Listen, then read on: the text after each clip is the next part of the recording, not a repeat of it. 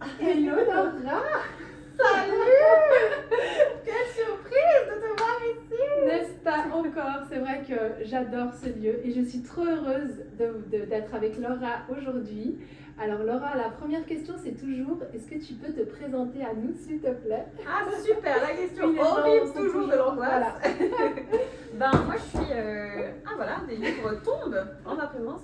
Moi je m'appelle Laura et je suis la fondatrice de La Nativa, donc qui est encore aujourd'hui un bar à Genève dans lequel j'ai mis vraiment toute ma créativité, toutes mes passions et un peu mon cœur, mon âme et mon esprit dans ce lieu où j'essaye de vraiment favoriser les rencontres, les échanges, les inspirations. Et moi, ma grande vision, c'est comment est-ce qu'on crée un monde de demain plus aligné. Trop beau. Et c'est vrai que ton lieu, je te l'ai toujours dit, il y a une énergie vraiment très particulière à la Nativa. Donc si vous êtes de Genève, bah, profitez-en parce qu'il y a des choses qui vont changer, on va vous expliquer. Mais vraiment, ce que je trouve incroyable ici, Laura, et je te l'ai toujours dit, c'est que tout est fait avec soin et qu'il y a déjà quelque chose qui transparaît chez toi qui va au-delà de juste servir des boissons. D'ailleurs, on le voit avec la tasse, on le voit avec le livre qui vient de tomber, on le voit avec les beaux tableaux qu'il y a sur les murs. C'est que tu as des passions qui sont aussi représentées partout ici. Donc, est-ce que tu peux nous expliquer un peu quel a été ton parcours? Qu'est-ce qui t'a amené à créer la Nativa, à la transformer aussi peut-être aujourd'hui? Et qu'est-ce qui pour toi fait un peu une différence ici par rapport à un bar traditionnel? Parce que c'est quand même un bar pour entrepreneurs avec aussi des events. Oui. Ben, je pense que je vais déjà répondre à ta deuxième question. Par rapport à qu'est-ce qui est particulier ici, je pense que déjà, je me suis autorisée tout ce que j'avais envie de créer. Donc, il n'y a rien que je me dis aujourd'hui, ça, j'ai pas essayé. Trop beau. Ça, Tout ce que j'avais potentiellement dans ma tête, des idées, etc., j'ai tout essayé, j'ai tout créé, j'ai lancé tout.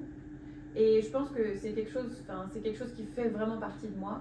Et moi, qu'est-ce qui est très important pour moi dans un lieu où je reçois des gens, c'est que le lieu soit confortable et que les gens se sentent bienvenus. Excellent. Et d'ailleurs, autour de tout ça, autour de ce lieu, donc tu as créé différents événements. Il y a une structure actuellement, donc comment est-ce que tu as mis ça en place? Parce que je trouve que ça peut être très inspirant aussi pour les entrepreneurs qui veulent créer un projet, mais qui ne savent pas trop dans quel sens partir. Comment est-ce que toi, tu as vu ça et comment est-ce que tu l'as mis en place ici, au niveau des events? Ben, moi, je dis toujours essayer. Parce qu'on est toujours, j'ai l'impression que surtout dans cette société suisse, à tout prévoir, tout imaginer, faire des plans de business sur 25 ans.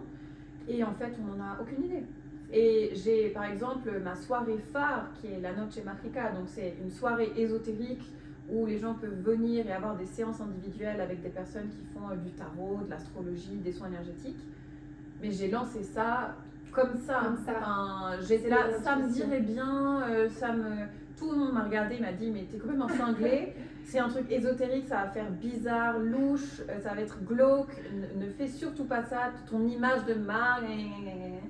Et en fait, je pense que c'est un peu ça ma force et mon essence, que je crée parce que je me dis que j'ai envie de le faire et je le fais. Et aujourd'hui, on en est à la 158e Incroyable. édition. Et ça continue quoi. Et ça continue. Et pour en avoir beaucoup rencontré, en plus de ça, il faut savoir que les personnes qui interviennent ici adorent cette soirée.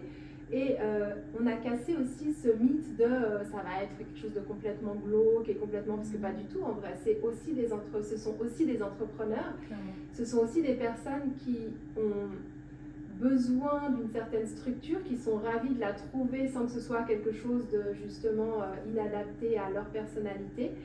Et ça, c'est aussi, je pense, ce qui t'a amené l'envie d'aller plus loin aujourd'hui. Oui. Alors, ce qu'il faut savoir, c'est que Laura, elle revient d'un long voyage au Mexique. Tu étais censée partir pour les vacances, c'était quoi les vacances de... Un mois, oui. Ouais, Un mois en juillet. Un mois en juillet, j'osais pas dire été, mais oui déjà. Ouais. Un mois en juillet, et finalement, tu as fait 3 mois là-bas. 5 mois. 5 mois, mon Dieu. 5 mois là-bas. Et qu'est-ce qui s'est passé là-bas? Qu'est-ce qui t'a amené à rester là-bas? En fait, c'était très simple parce que je suis arrivée là-bas en me disant, parce que j'ai quand même eu certaines années très chaotiques derrière moi, avec très prenantes émotionnellement, et j'avais vraiment besoin de me reconnecter à mon essence de Laura. Parce que en fait, je ne savais plus vraiment qui j'étais, parce que j'étais la patronne de la Nativa, j'étais la copine, machin, je me voyais toujours à travers les autres, et j'avais besoin de me dire, en fait, ça c'est moi. Et vraiment, le voyage a toujours fait partie de ma vie et c'est vraiment quelque chose qui me connecte énormément à mon intuition, tu vois, ces ressentis, qu'est-ce que j'ai envie, qu'est-ce que j'ai plus envie, parce que j'en étais arrivée à un point dans ma vie que je ne savais même plus ce que j'avais envie ou pas envie. Tout était fait par devoir d'une certaine façon. Et en fait, c'est au bout d'un mois, je me suis dit, non, je rentre pas. Parce que je me suis dit, c'était vraiment très fort à l'intérieur de moi, c'était, si tu rentres aujourd'hui, t'as pas fait le taf nécessaire pour changer de vie. Ton identité, elle n'est pas encore suffisamment shiftée pour pouvoir entrer dans une nouvelle ère. Donc, reste, parce que si tu rentres, tu reviens à la même vie d'avant. Et si tu es venu ici, c'est pour changer de vie. Trop beau. Donc, je me suis dit, alors que j'avais vraiment aucune sécurité à aucun niveau, je me suis dit, je reste. Tu restes. Et ça, c'est incroyable ce que tu as fait. Et du coup, est-ce que tu étais partie déjà avec l'idée de rester ou ça t'est venu là-bas? Non. Non, et c'était même pas une possibilité dans ma tête parce que je fermais la Nativa pendant un mois où j'avais des horaires aménagés, mais je devais revenir, j'avais encore toutes mes factures qui étaient là, tout, et j'avais organisé pour ne pas être là un mois. Mais selon moi, dans ma vision de l'époque, c'était invraisemblable que la Nativa puisse continuer sans moi ici. Et est-ce que c'était vraiment le cas? Eh ben non. Finalement, bizarrement, tout ne s'est pas effondré ici. Je ne suis pas complètement irremplaçable. C'est bon, les choses peuvent se fonctionner sans moi. Disons que tu l'as soutenu d'une autre manière aussi. Ouais. Oui, je pense que ce que j'ai vraiment compris, mais intrinsèquement au Mexique, c'est qu'on peut faire tout ce qu'on veut à l'extérieur. Si on n'est pas aligné à l'intérieur, il n'y a rien qui fonctionne. Et je pense, alors je ne veux pas parler pour toi, mais je pense qu'avant de partir, tu as eu ce shift de, en réalité, ce qui coince, c'est que je ne me suis pas accordé assez de temps pour moi-même. Ah ouais, complètement. Et c'est vraiment un peu mon cheval de bataille, tu le sais, parce que Laura a aussi été ma cliente et on travaille régulièrement ensemble à la Nativa. Et c'est vraiment cet aspect de se dire, j'ai beau forcer entre guillemets, mettre toute l'énergie dans mon business, acheter toutes les stratégies qu'il faut, me mettre à fond, donner de moi, tant que finalement je n'ai pas écouté mon corps, mon être et mes besoins profonds, je fonce un peu contre un mur. Et ce qui est beau chez toi et dans ton histoire, c'est que tu l'as réalisé alors parce que tu as aussi toujours été un peu là-dedans, toujours été sensible à cette énergie. D'ailleurs, c'est pas pour rien qu'ici il y a tout ça. Mais tu as décidé de l'incarner pleinement. Et vraiment, qu'est-ce que tu aurais comme conseil à donner justement à ces femmes, parce qu'on parle, même si on sait que les hommes nous écoutent aussi, mais on parle quand même souvent de femmes dans mes espaces, à ces femmes qui sentent qu'elles sont un peu partagées entre leur vie d'entrepreneur, certaines sont aussi mamans, en plus quand on est en couple, on a aussi cette charge mentale un peu d'être là pour l'autre personne, de soutenir. Et puis, il y a le soi juste pour soi qui traîne un peu au milieu de tout ça, puis qui s'effondre, puis qui se bat, puis qui... Comment est-ce que tu vois aujourd'hui les choses avec ton recul, d'avoir pris du temps pour toi, d'avoir pris ces 5 mois pour travailler sur ton être? Comment est-ce que tu ressens ça comme important aujourd'hui dans ta vie et quels conseils est-ce que tu aurais à donner aux personnes qui, tu sais, qui sentent la bascule là, mais qui ne sont pas tout à fait prêtes encore à basculer parce qu'elles ont peur, généralement. Oui, je pense que vraiment mon seul conseil, parce que je me rends de plus en plus compte qu'on ne sait pas grand-chose en vrai. J'adore. Mais mon conseil, ça serait vraiment de se libérer des « il faut ». Tu vois, le « il faut être une mère parce qu'une mère ça fait ça », il faut être entrepreneur comme ça parce qu'un entrepreneur ça fait comme ça, et de revenir beaucoup plus à « et moi, qu'est-ce que j'ai envie ?» Et moi, qu'est-ce que j'ai envie? Et je pense que ça c'est un shift, Et je suis pas du tout en train de dire que tout le monde doit devenir entrepreneur, tout le monde doit sauter dans le machin, parce que c'est aussi un vrai merdier, on va se dire la réalité. Il y a quand même beaucoup de situations très compliquées, mais de vraiment être plus aligné avec est-ce que la vie que je mène aujourd'hui, est-ce que je suis en train de faire ce que j'ai envie et de la vivre à ma manière. C'est trop beau. Ça, merci vraiment pour ça. Et je pense qu'effectivement, il y a toujours cet appel de l'âme qui revient nous chercher là-dedans. Et ce que j'aime bien aussi avec les conversations qu'on a et qu'on a eues aujourd'hui encore, c'est que tu as eu aussi un lâcher-prise sur le « il faut que ce soit comme ça tout le temps ». Et peut-être une certaine prise de conscience de l'impermanence de la vie. Comme tu le dis, on ne sait pas.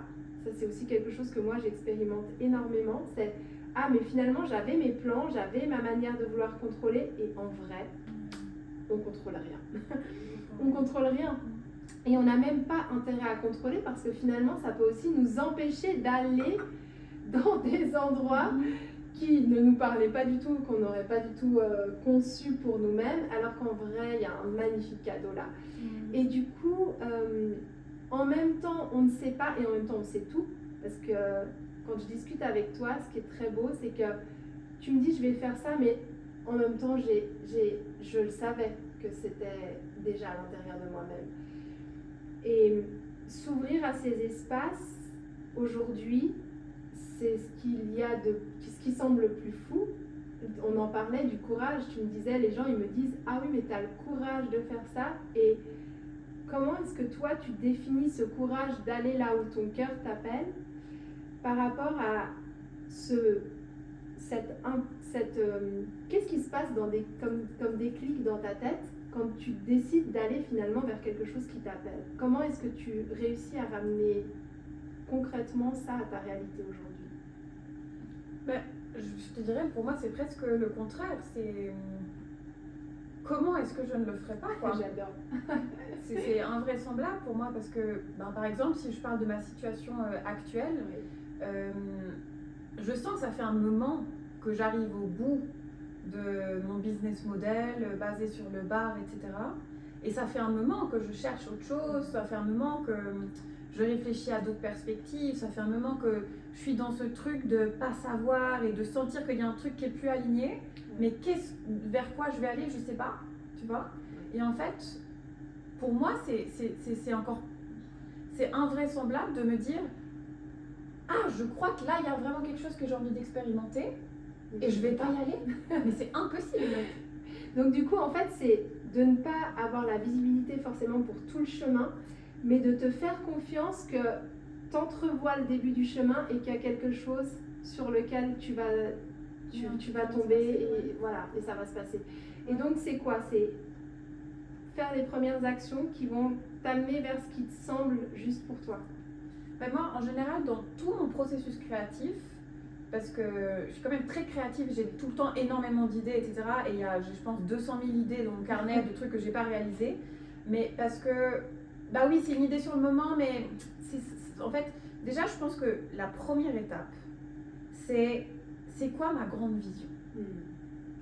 Parce qu'on peut essayer 1000 trucs, mais je trouve que si ça ne s'ancre pas dans une vision de là où on veut aller, tu vois, déjà, c'est un peu un truc par-ci, un peu un truc par-là. Donc moi, déjà, j'essaye de quand même avoir cette vision et de me dire, ok, moi, j'ai envie de créer le monde de demain. Génial. Avec les travaux de demain, d'une certaine façon, avec la créativité de demain, avec un système différent. Donc moi, c'est ça qui me drive. Et ensuite, je me dis, bon, est-ce que mon idée là, elle s'aligne avec je crée le monde de demain? Oui ou non? Et puis ensuite, en général, ce que je fais, c'est quand j'ai des idées comme ça qui me viennent, mais je sais que j'ai pas encore vraiment mis le doigt dessus, j'appelle mes copines et mes copains entrepreneurs.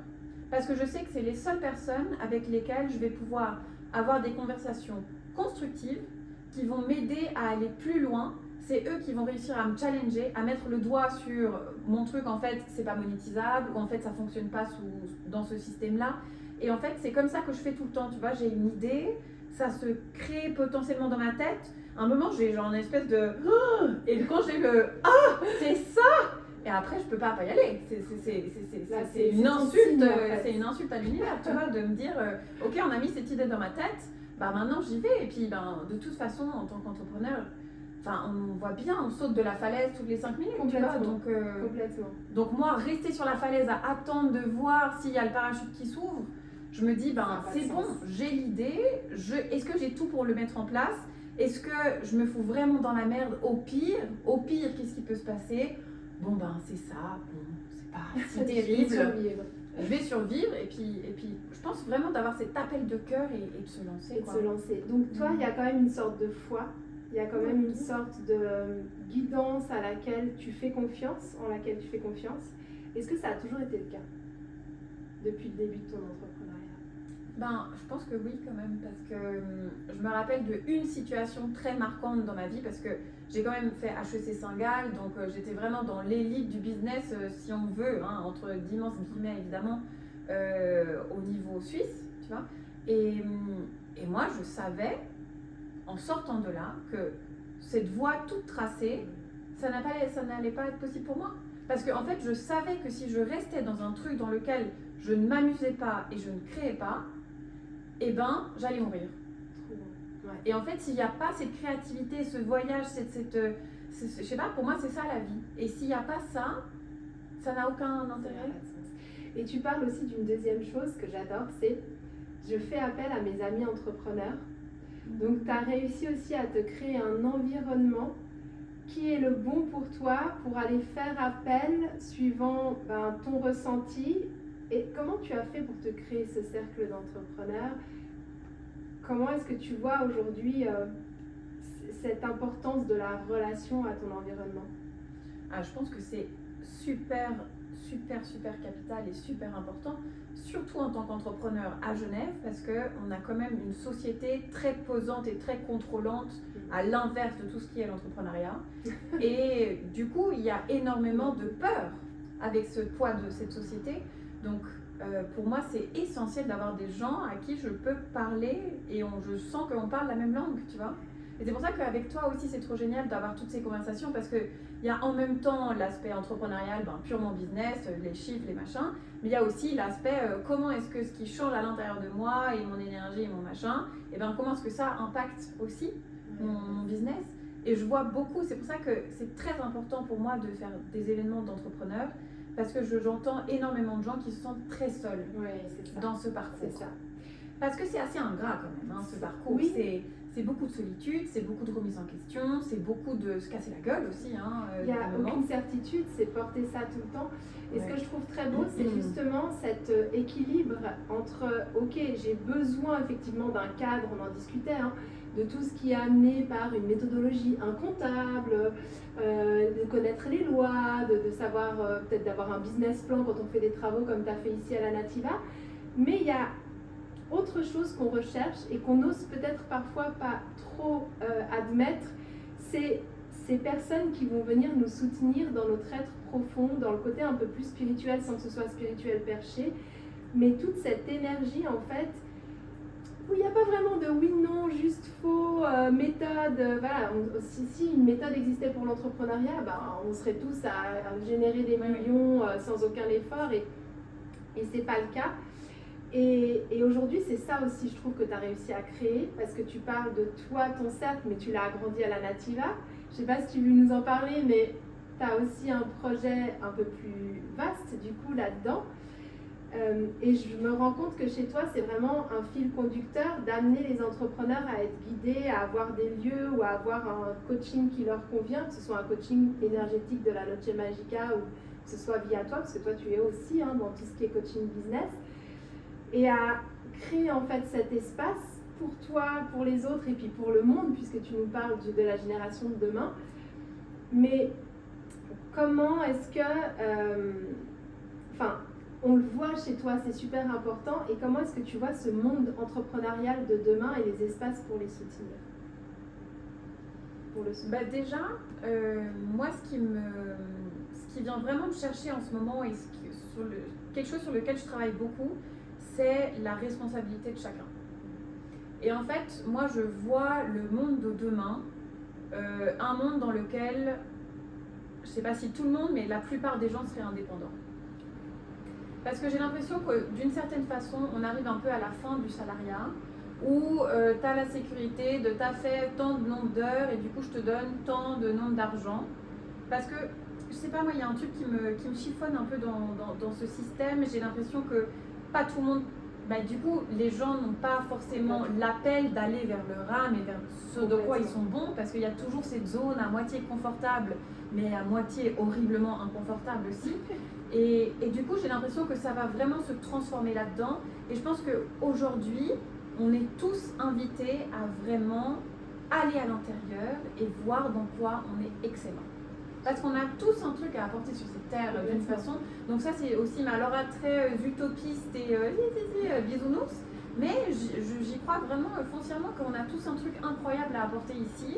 Et que le fait de tous être indépendants et responsables de notre don et puis de le mettre au profit des autres, et ça peut vraiment tous nous faire évoluer.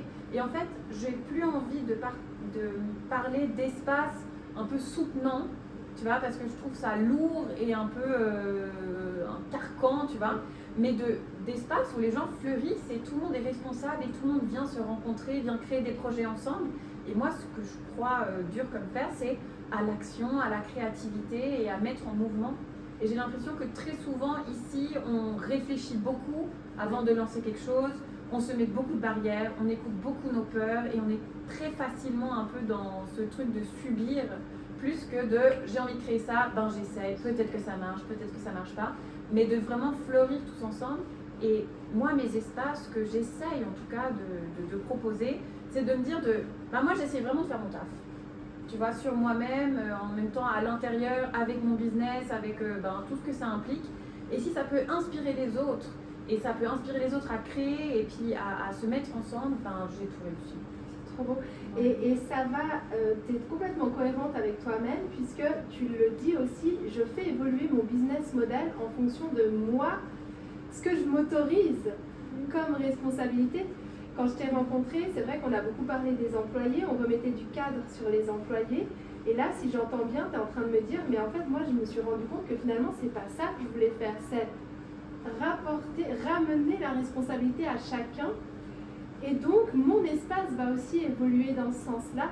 Et c'est ce qui est magnifique. Et j'aime beaucoup quand tu parles de GPS, de grande vision qui nous drive, parce que c'est pas parce que j'ai commencé ici en créant un bar que je vais faire un bar pendant 20 ans. Au contraire, c'est parce que j'ai une vision qui, au fur et à mesure des années, est de plus en plus alignée, et un appel de mon âme qui va devenir de plus en plus grand parce qu'aussi je suis allée à l'écoute de cet appel-là, que mon business finalement me porte. Et ça, je trouve que c'est un magnifique message, c'est ton business qui, si tu me dis si je te contredis, mais qui devient l'être du service c'est ton business qui est au service de ton âme. Et plus je suis au service de mon business pour accomplir ma mission. Et est-ce que tu le vois aussi au travers des entrepreneurs que tu accompagnes, peut-être des différents schémas aussi auxquels tu es confronté? Est-ce que tu arrives à voir cette différence de structure entre je suis portée, j'attends tout de l'extérieur, ou au contraire, j'ai décidé de prendre ma responsabilité? Ça, c'est quelque chose sur lequel je mets énormément d'accent dans mes accompagnements. C'est tu n'as rien à aller chercher à l'extérieur. En fait, tu as tout en toi, et c'est à partir du moment où tu vas être capable de vraiment, je n'aime pas dire assumer ta responsabilité, mais en tout cas d'entrevoir cette responsabilité et de construire par-dessus ta responsabilité, ta structure de business, que c'est là où tu ne te coupes pas les ailes. Est-ce que toi aussi, tu as remarqué ça parce qu'on en parle beaucoup, des personnes que tu côtoies, que tu entrevois? Comment est-ce que tu ressens cette différence de responsabilité peut-être chez les différentes personnes que tu côtoies? Ça, je pense que c'est très propre à chacun, mais on a beaucoup, je trouve en tout cas qu'on a beaucoup cette idée un peu de je suis la victime, pauvre de moi, la vie est dure, le sort s'acharne, blablabla, blablabla. Et moi, ça, j'ai décidé que ça, je ne veux plus, et ça, c'est fini. Et on est tous là pour une certaine raison, et puis on est tous responsables de ce qu'on crée et dans quoi est-ce qu'on est, tu vois. Ouais. Et j'aimerais rappeler parce qu'il y a quelque chose qui m'a vraiment énormément marqué dans le coaching avec toi. C'était pour moi de mettre en place les vendredis aventures. Et ça peut paraître bête comme ça, hein, mais c'était vraiment, ça a commencé un espèce de shift où tout a commencé à shifter. Bon, ça a pris 6 mois quand même tout ce processus, mais de me remettre au centre, et c'est ce que je disais avant, d'arrêter tu devrais faire comme ça parce que c'est comme ça que ça se fait. Et un jour tu m'as dit, mais qu'est-ce que tu aimes faire, dans quoi est-ce que tu sens cette joie, etc.